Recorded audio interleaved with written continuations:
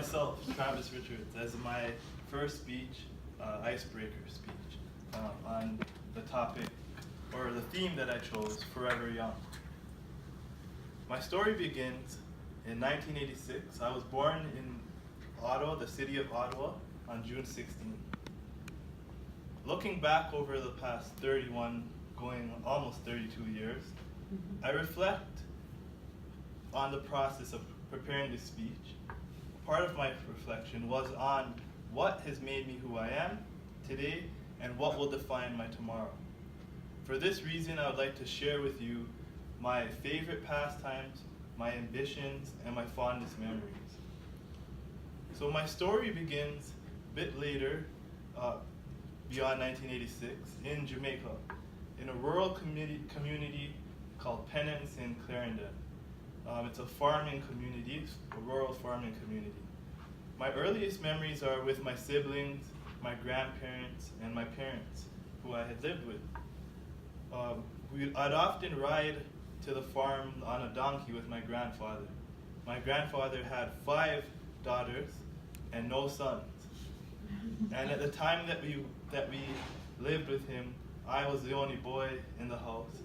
And he took quite a fond liking to me, because not only was I the only boy, but I also looked like him. Same complexion, same characteristics and mannerisms. So I was his favorite, even though he had other grandchildren. So I would ride with him while he would farm, cutting cane, cultivating other products. I was out climbing trees, running in the river, playing sports, making objects, engineering products of my own, with my own hands. And those were great times. In Jamaica, at that point, I used to go to the beach, go on long trips, and I was very adventurous as a child. My story then progresses to when we moved to another city, or to a large city, the 3rd largest city in Jamaica, called Mandeville. And at that city, I went to prep school. I studied for what we call common entrance, which I passed, and which allowed me to elevate to high school at a very early age. So I advanced in my academics. And living in Mandeville also prepared me for the next stage of my life, which was moving to Canada, because Mandeville, which happens to be the coolest location in Jamaica, was home to many foreigners and expats. Alcan, which produces foil paper, had a bauxite company operating there. So many Canadians were living there and were my classmates. So I learned more about Canada, although I would travel back and forth to Canada in the summer months. My father was here working and preparing home for us in Canada. So I would travel to Canada, and I had that connection still. I still made friends here.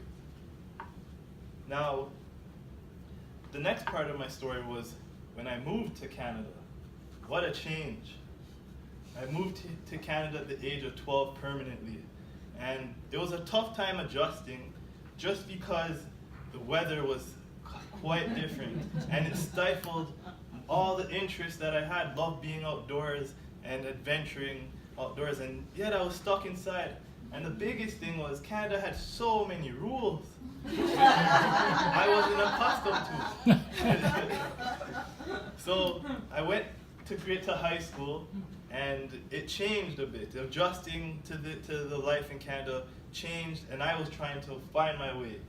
I wasn't into sports as much because it was cold most of the time. So I found a love in music, and I started DJing, and I would party a lot in high school, often because I was bored as well. See, in Jamaica, we are based on the British system, and I found that when I came to Canada, I was far ahead than what my peers were in high school. So I was bored, so I would get into trouble and cause mischief in high school. But I still made it through, of course.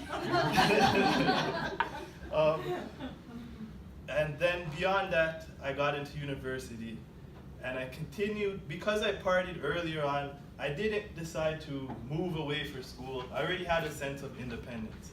In fact, my father gave me my first car at the age of 16. and it was there in the driveway, and I didn't have my G2 yet. So of course, when no one was home, I would go and drive out my car, and it was a stick shift or standard car. So I was the cool one, and I would drive and then park it back so he wouldn't notice. And those things gave me independence, so I didn't go away from university. I stayed, and I went to York, and I commuted. Most memorable point in that era of my life was that I was hired as a summer student at the Regional Peel, and I was able to work in different areas, and that helped cultivate my interest in waste management and what I ultimately want to do with regards to engineering. The most memorable area of working at the region was my first few paychecks. The very first item that I purchased was LASIK surgery. What?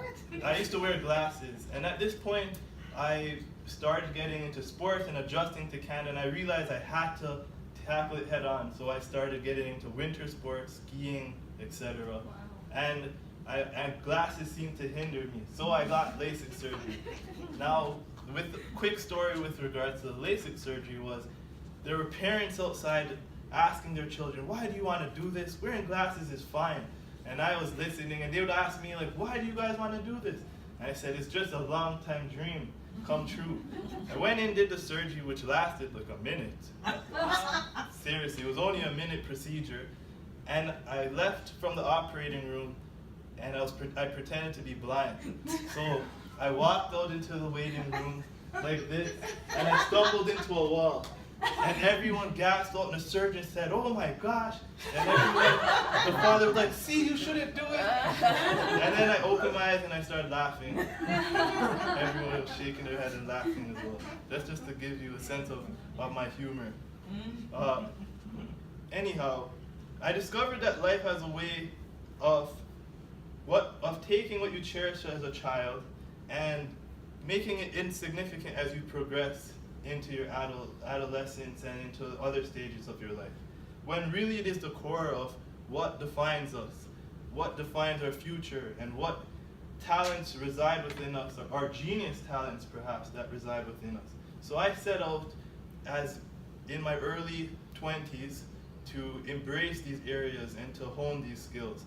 And naturally they would be sports, nature, learning. I love to learn and discover new things and travel to different areas of the world, entrepreneurship, and of course health and fitness. I need to be active if I want to be young forever, right? And all of this is honed in by my spirituality in terms of learning lessons from the basic instructions before leaving earth, aka the Bible, and helping that to guide me as I move forward in life. As I reflect on the 32 years, some may say that I've experienced quite a bit in the time that I've had. But I hold the perception that it is just the beginning and that there's a whole world of adventures out there to explore and yet to be uncovered, new talents to be discovered that I would like to learn and master. I would like to close now with this quote. I'll never be an old man. To me, old age is always 15 years older than I am. Thank you.